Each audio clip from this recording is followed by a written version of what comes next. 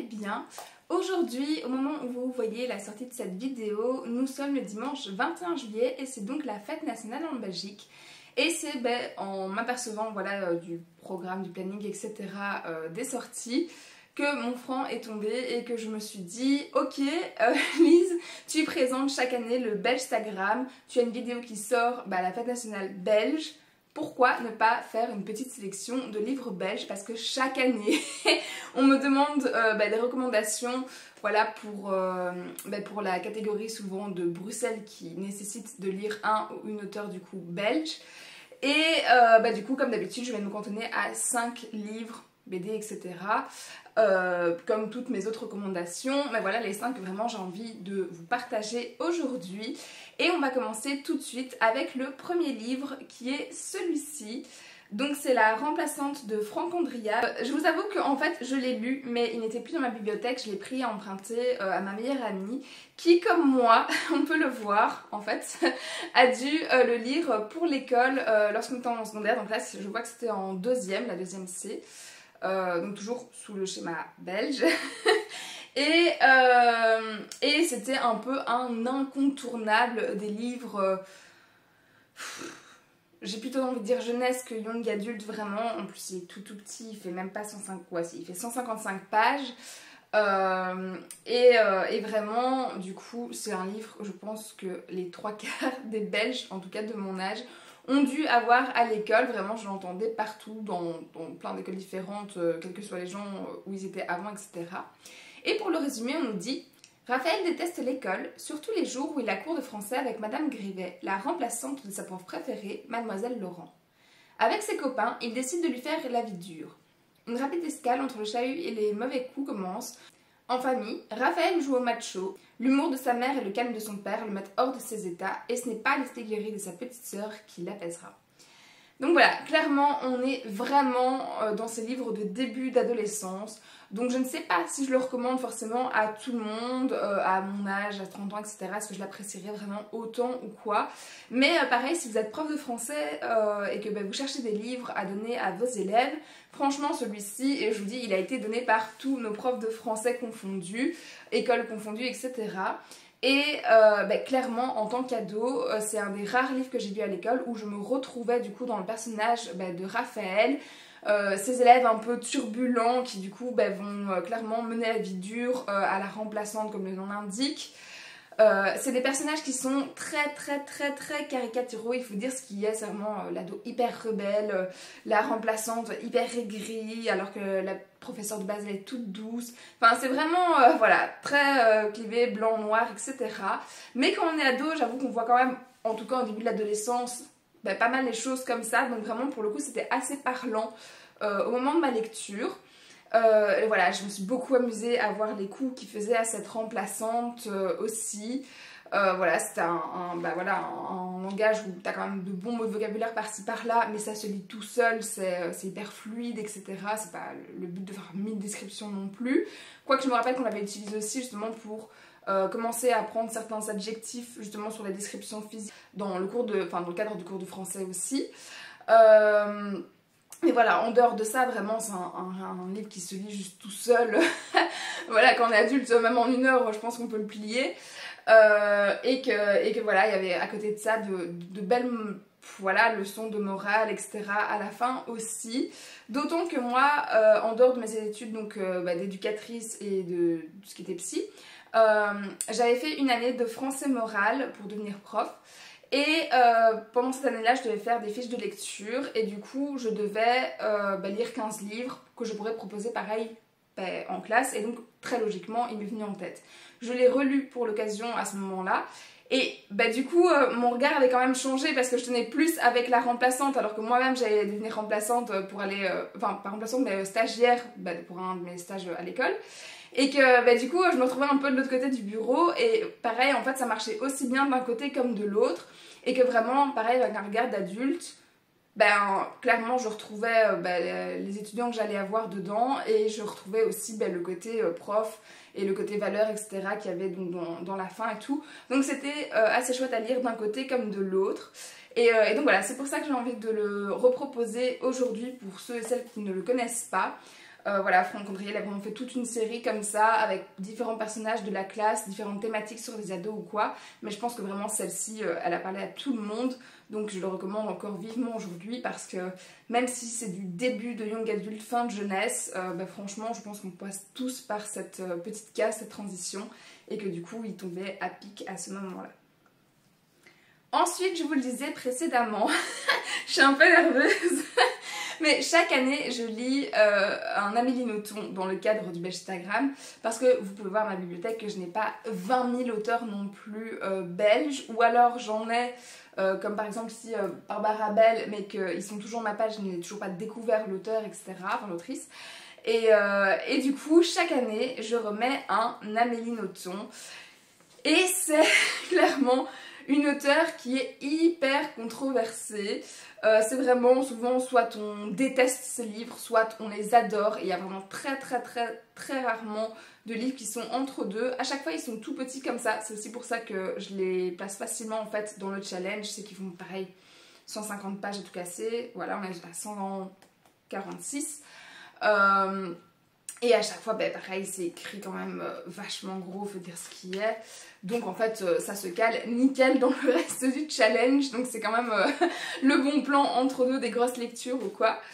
Et en même temps, j'ai toujours un peu peur donc, de vous parler d'Amélie Nothomb parce que clairement, on le sait, elle a un style très décalé, très particulier. Parfois très bobo, machin, etc. D'ailleurs, on en rit souvent avec Chad, The Library of Chad sur Booksta, où on retrouve toujours du champagne dans ses lectures. On retrouve toujours plus ou moins un enfant un peu surdoué ou un truc comme ça en question. Voilà. Et alors, c'est elle qui me l'a fait remarquer. On retrouve, je ne sais pas pourquoi, toujours le mot pneu dans son livre. Donc voilà, si vous voulez faire un petit bingo, cherchez ces trois-là et le mot pneu, etc. Pendant vos lectures et vous verrez, en fait, ils y sont toujours. Je ne sais pas pourquoi. C'est un petit challenge qu'elle a dû se donner toute seule, on ne sait pas. Et pareil, j'ai lu beaucoup de livres de cette autrice. Et j'ai décidé de vous présenter aujourd'hui un de ceux que j'ai préférés parce qu'il y a toute une partie en fait qui est sur son autobiographie, surtout de quand elle vivait au Japon quand elle était petite. Et celui-ci c'est vraiment le premier dans cet ordre-là où on va suivre du coup Amélie de ses, on va dire, 0 à 3 ans. Et le résumé nous dit parce qu'elle ne bouge pas et ne pleure pas, se bornant à quelques fonctions essentielles, déglutition, digestion, excrétion, ses parents l'ont surnommée la plante. L'intéressé se considère plutôt à ce stade comme un tube, mais ce tube, c'est Dieu. Le lecteur comprendra vite pourquoi et apprendra ainsi que la vie de Dieu n'est pas éternelle, même au pays du soleil levant. Avec cette autobiographie de 0 à 3 ans, la romancière de Stupeur et Tremblement nous révèle des aspects ignorés de sa personnalité et de la vie en général, tout en se montrant plus incisive, plus lucide et plus drôle que jamais.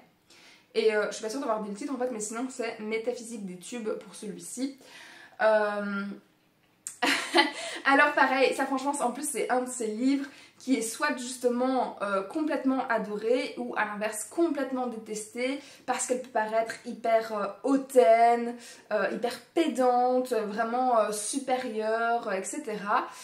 Et en fait, Amélie Nothomb, il faut vraiment la prendre au second, voire au troisième, quatrième degré, parce que si on lit ça au premier degré, enfin vraiment, juste effectivement c'est détestable, faut dire ce qu'il y a. Donc il faut vraiment aimer cet aspect-là, il faut être dans le mood aussi de vouloir lire voilà, un récit un peu plus cynique ou des choses comme ça. Moi c'est des humours avec lesquels voilà, ça passe assez bien, le cynisme, le sarcasme, j'adore l'humour noir par exemple, etc. Mais je peux comprendre en fait que ça ne correspond pas à tout le monde, donc il faut le savoir quand on se lance dans un autre ton.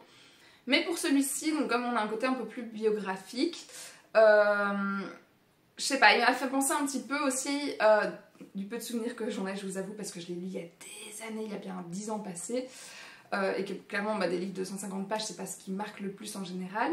Mais ça m'a donné un petit côté un peu Malheur de Sophie, mais version avec des réflexions d'adultes. On voit que ça a été écrit vraiment par la suite, et donc il y a un décalage qui se fait comme ça, et qui crée aussi ce côté un peu perturbant dans le récit. Mais je sais pas, en même temps je trouvais que ça avait un côté très intéressant aussi, un peu au niveau psycho, parce qu'effectivement un enfant de 0 à 3 ans est hyper centré sur lui-même. C'est voilà, au fur et à mesure qu'il va commencer à interagir du coup avec l'extérieur, avec autre chose que sa maman, son papa, la famille en dehors, la nounou, avec les autres copains de classe, etc. Des inconnus, donc clairement ils sont pas du tout à l'aise avec ça, et donc ils sont vraiment très égoïstes dans un sens aussi à ce moment-là au niveau de son développement. Et donc ça se retrouve beaucoup dans ses réflexions. Comme on voit beaucoup dans ses réflexions, tout à travers les yeux d'un enfant, donc elle est souvent portée à bras, à hauteur du sol, etc. Donc ça donne des visions complètement différentes aussi des descriptions du Japon. On est sur un récit qui est quand même beaucoup plus intimiste aussi que, je sais pas, on disait plus tard aussi de stupeur et tremblement, des choses comme ça qui se passent toujours au Japon aussi.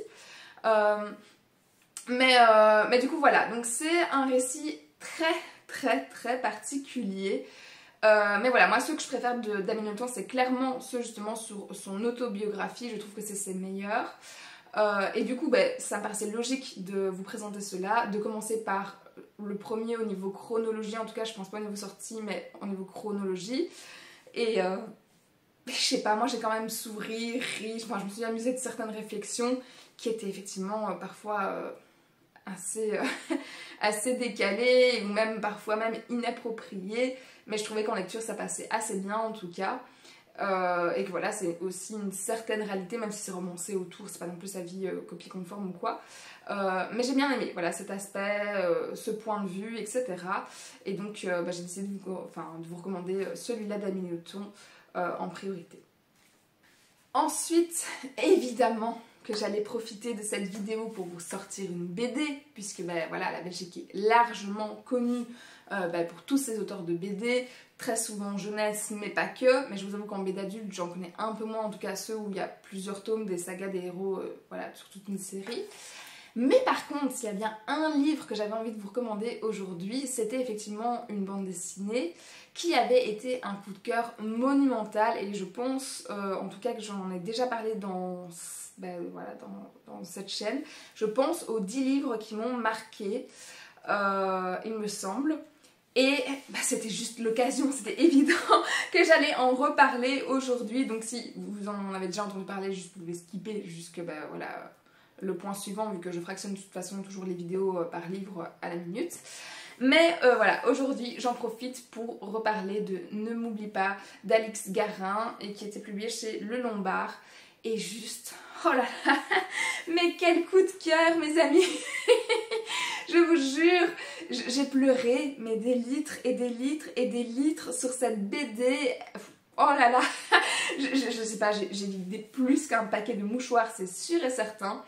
Et le résumé nous disait: la grand-mère de Clément souffre de la maladie d'Alzheimer.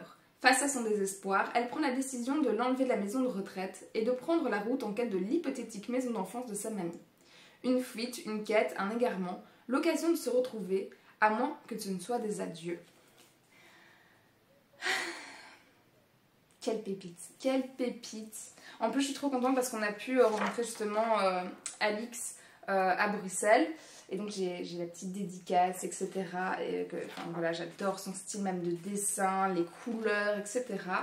Et donc pareil, pour remettre un petit peu déjà aussi en contexte, donc voilà, j'ai fait mes études d'éducatrice spécialisée, j'ai fait maintenant je travaille dans l'aide de la jeunesse, mais j'ai fait mon travail de fin d'études sur Alzheimer parce que moi j'ai été élevée en grande partie par ma mamie, qui n'est plus là à ce jour. Et du coup, clairement, j'ai toujours eu une accroche très particulière avec les personnes âgées. J'ai toujours eu beaucoup de patience, voilà, de bienveillance. Voilà, j'aime ces échanges un peu hors du temps avec eux, etc. Et donc, j'avais décidé, qu'en tant qu'éducatrice, je pouvais travailler dans une maison de repos et de soins. Et donc, de faire mon travail de fin d'études là-dessus, et plus particulièrement sur Alzheimer. C'est à la base pour ça que j'ai acheté du coup cette BD aussi, parce que c'était une thématique où je m'étais quand même pas mal renseignée, j'avais rencontré beaucoup de gens qui en étaient atteints, etc. Et même si ma mamie n'en a jamais été atteinte, voilà, c'est une maladie en tout cas qui est un peu particulière dans un sens pour moi. Et donc vraiment le sujet ici, du fait que ce soit traité en une seule BD, m'a vraiment attirée. En plus clairement on est à nouveau sur la grand-mère et sa petite fille.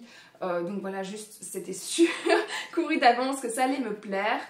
Mais alors vraiment ça a dépassé toutes mes espérances. Je sais pas si je vais les retrouver facilement des planches dans celles qui m'ont vraiment marqué. J'ai peur de le rouvrir parce que certaines vraiment m'ont mis de ces claques.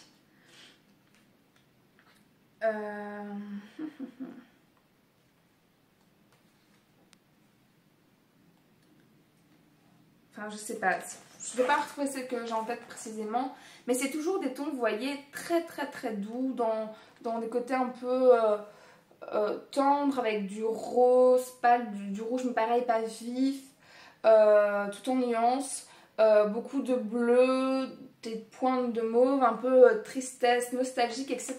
C'est vraiment tout doux, tout pastel, etc. Il y a parfois des points noirs pour justement marquer les éléments un peu plus durs, mais c'est vraiment assez rare. Et j'ai vraiment beaucoup aimé cette escapade, juste on envoie tout en l'air, on essaie de retrouver tes souvenirs, etc. Parce que pareil, j'avais pas mal travaillé la réminiscence aussi en tant qu'éduc dans mon stage, etc. ou dans des remplacements. Et du coup, de pouvoir aussi voir ce lien privilégié entre elles deux, de me retrouver parfois dedans, de retrouver une part, faut dire ce qui est, de ma grand-mère, du coup dans sa grand-mère à elle, pour des bêtises, vraiment pour des bêtises, mais pour des petites pointes d'humour, pour toutes ces parties, ma grand-mère, voilà, elle avait forcément une grande différence d'âge, mais je veux dire, mon père par rapport à moi avait déjà une grande différence d'âge, donc encore beaucoup plus élevée que en général avec les gens, et donc elle avait connu vraiment le pire de la guerre, voilà, le fait d'avoir des famines, d'être enfant de fermier et que du coup tout le monde devait y travailler très très tôt, qu'ils n'avaient pas beaucoup de sous, donc tout ce côté de pauvreté, et donc toutes ces valeurs au final de qu'est-ce qui est vraiment important, qu'est-ce qui ne l'est pas, qu'est-ce qui est superficiel. En fait on a besoin juste de 3 vêtements, acheter un simple yaourt, voilà, c'était vraiment du luxe, même un yaourt vanille basique, etc. Et pour tous ces points-là que ma grand-mère m'a vraiment appris, du coup, tout le temps où je l'ai connue, où j'ai vécu avec elle, etc., je l'ai retrouvée dans cette BD aussi. Et ça m'a touchée, mais d'une force. Et même si voilà, vous n'avez pas ces points de comparaison, c'est impossible que vous restiez de marbre devant cette histoire, devant voilà, tous les pics aussi de la maladie qui est de toute façon dégénérative. Voilà, tout cet amour qui les lie, tous ces moments où on pense que ça va être les dernières fois, tous ces espoirs, etc. aussi, toute cette tendresse, cette bienveillance, enfin, vraiment juste, c'est même pas une bulle de réconfort, mais c'est une bulle d'amour, cette BD. Elle est quand même assez grosse, hein, elle fait plus de 200 pages, donc pour une BD c'est quand même déjà pas mal. Mais vraiment pareil, l'histoire défile comme ça, et en même temps il y a des moments où je me suis juste attardée sur des planches tellement elles étaient belles, tellement elles m'ont pris, c'était poignant, et parfois il y avait des moments qui étaient très drôles, très cocasses aussi dedans, donc je suis passée par toutes les émotions. Bref, ça a été un véritable coup de cœur, je ne sais pas quoi vous dire en plus dessus, et si vous voulez plus d'infos, je vous renvoie donc à l'autre vidéo, donc des livres qui ont marqué ma vie de lectrice. Où là je sais que j'en avais parlé beaucoup parce que ça faisait pas trop longtemps que je l'avais lu, mais voilà, pour l'essentiel c'est de ça que j'avais envie de reparler aujourd'hui. Voilà, vraiment j'ai envie de vous recommander ce travail d'Alix Garin, et juste voilà, c'est une BD absolument magnifique, hyper intelligente, hyper humaine, pleine de sensibilité, etc. Et vraiment elle est sublime, mais vraiment sortez les mouchoirs à côté, et voilà, il faut le savoir avant de se lancer dedans, parce que vraiment elle ne laisse vraiment pas de marbre, et juste elle était sublime. Clairement un jour je reprendrai mon courage en main pour la relire, voilà, en étant bien consciente. Mais s'il y a vraiment un livre d'une auteure belge, du coup, enfin une autrice belge que je dois vous recommander aujourd'hui, c'est celui-ci. Tellement, voilà, ça a été un coup de cœur, mais absolu. Je crois que je lui ai mis 19 sur 20, un truc comme ça. Ensuite, le 4e livre que je vais vous recommander, mais surtout le 2e livre dont j'avais vraiment envie de vous parler dans cette vidéo, c'est celui-ci, donc Les Outrepasseurs. Donc le tome 1, c'est Les Héritiers de Cindy Van Wilder, et c'est publié chez Gulfstream.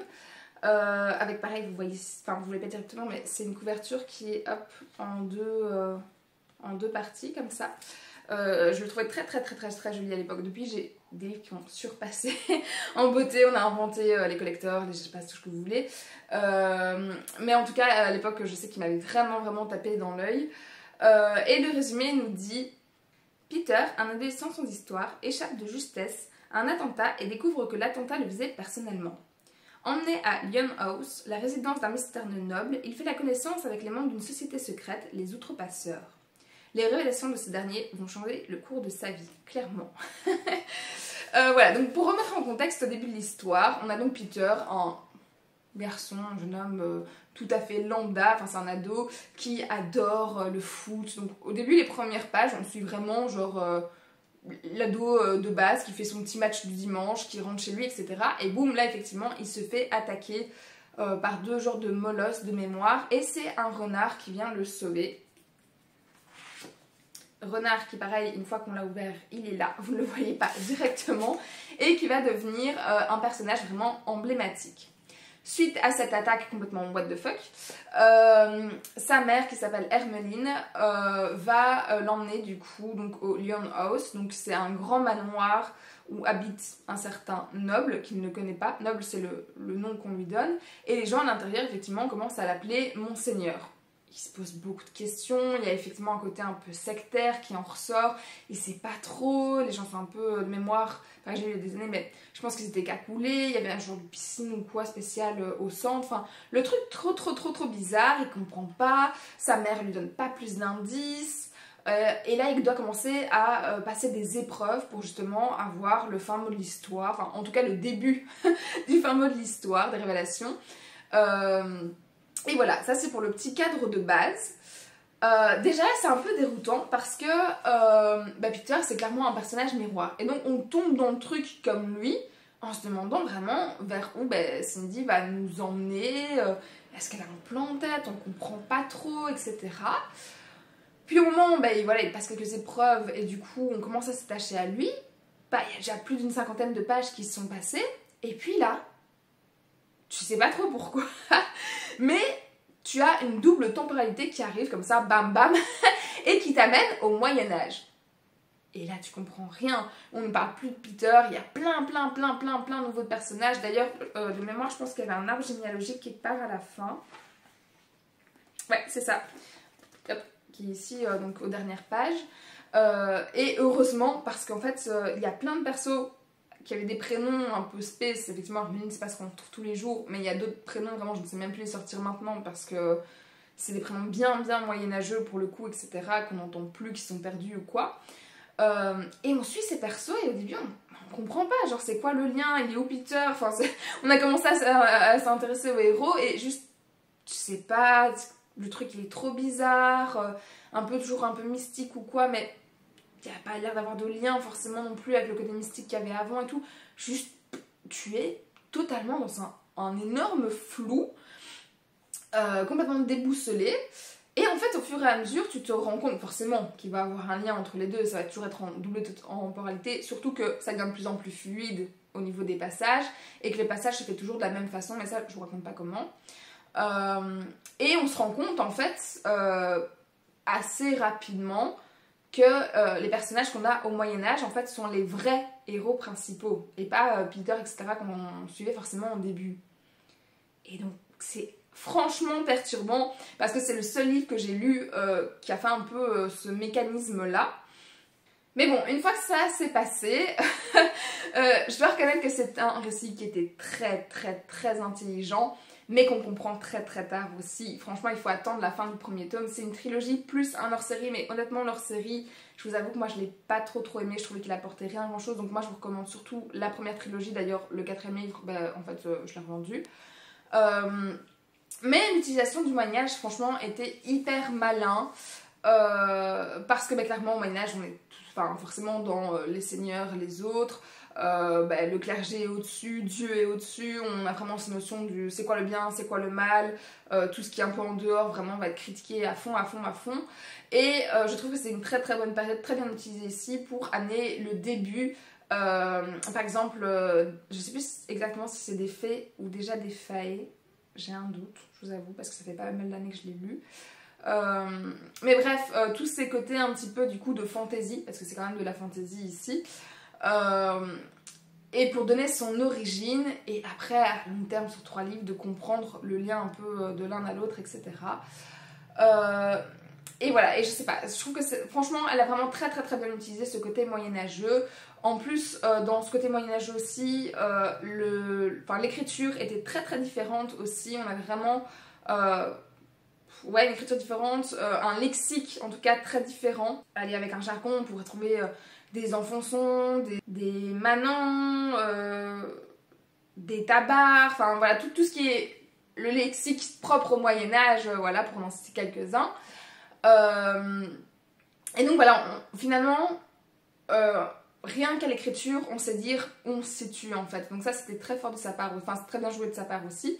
Mais en tout cas, dans le Moyen-Âge comme dans le nouveau, enfin le monde de maintenant, dans tous les cas, les personnages en prennent plein leur grade. Il y a un rythme hyper soutenu, etc. aussi. On ne s'ennuie pas une seule seconde.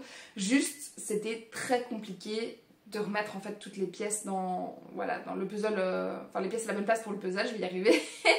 Et vraiment, c'est un livre qui, l'air de rien, m'a quand même vraiment retourné le cerveau. Je l'ai lu au début de la vingtaine, je pense. Donc est-ce que ce sera encore le cas maintenant?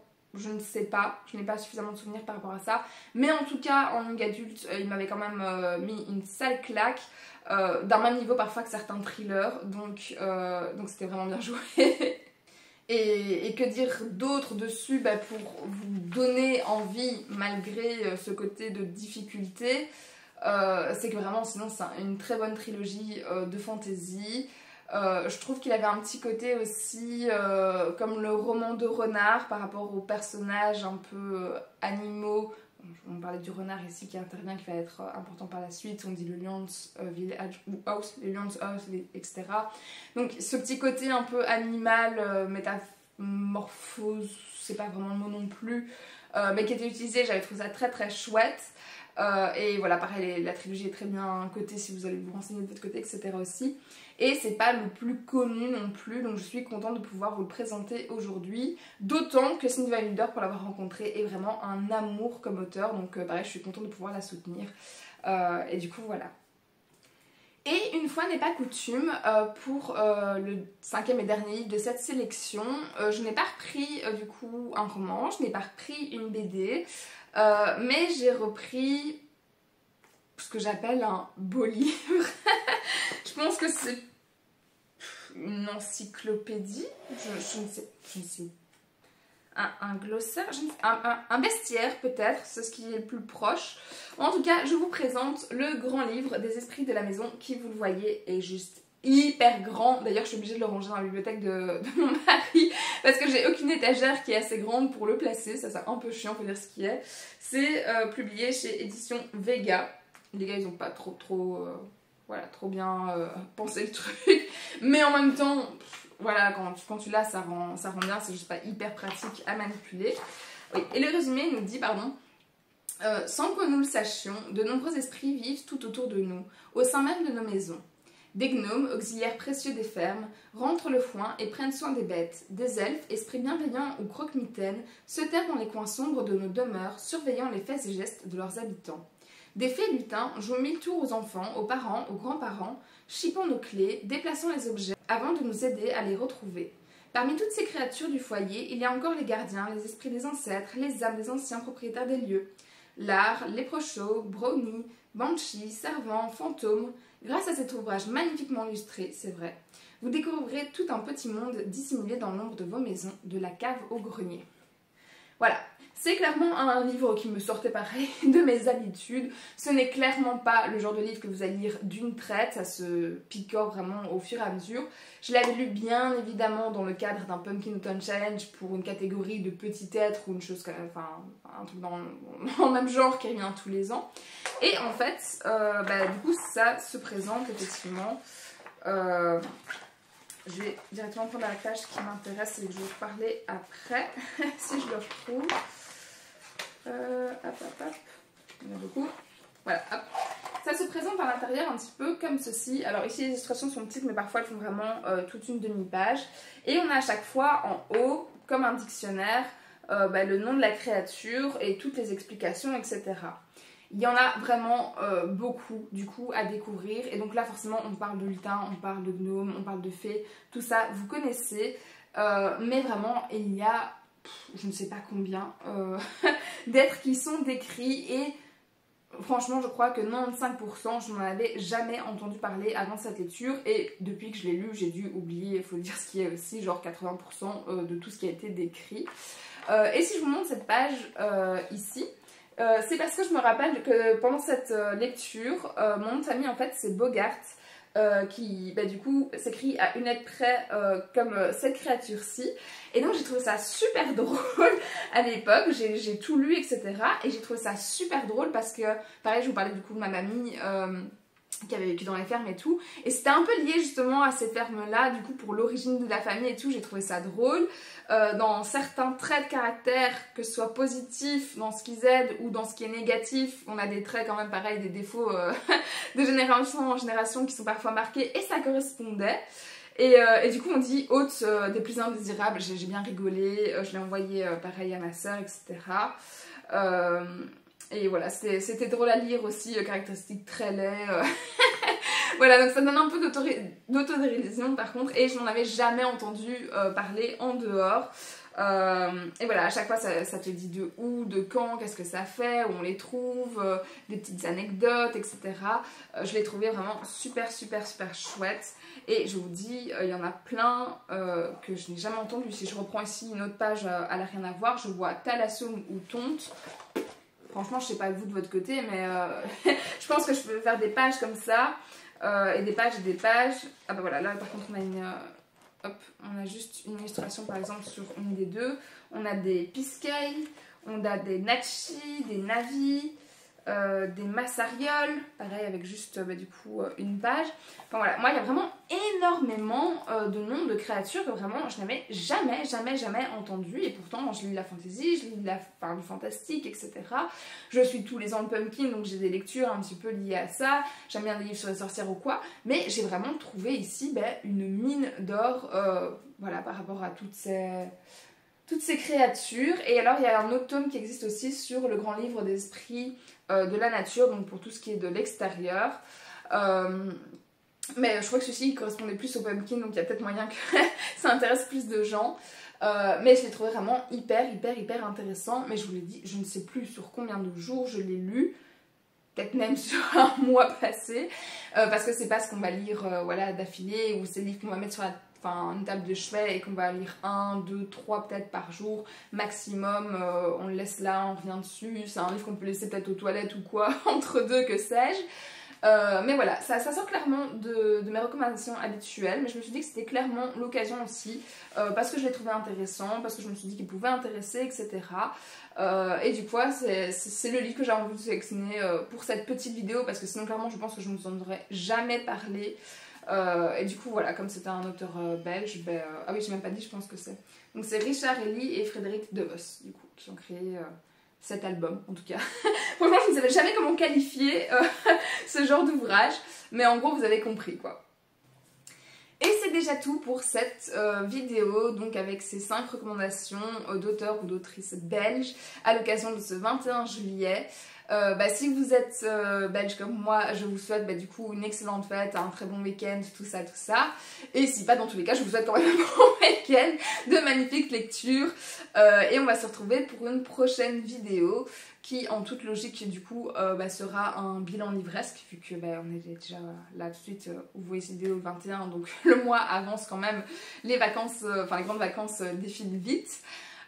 Et du coup voilà, je n'ai rien de plus à rajouter, si ce n'est forcément que si vous voulez réagir, je vous invite bien évidemment à laisser des petits pouces, à laisser un commentaire, à me faire vos propres recommandations aussi sur des auteurs belges ou sur un livre en particulier si vous voulez. Et si vous voulez juste laisser une petite trace que vous ne savez pas spécialement quoi dire en plus, forcément laisser un petit emoji, ce sera l'emoji avec le drapeau belge, donc je rappelle c'est noir jaune rouge. Et du coup voilà, je vous fais plein de bisous jusqu'à une prochaine vidéo et je vous dis à bientôt.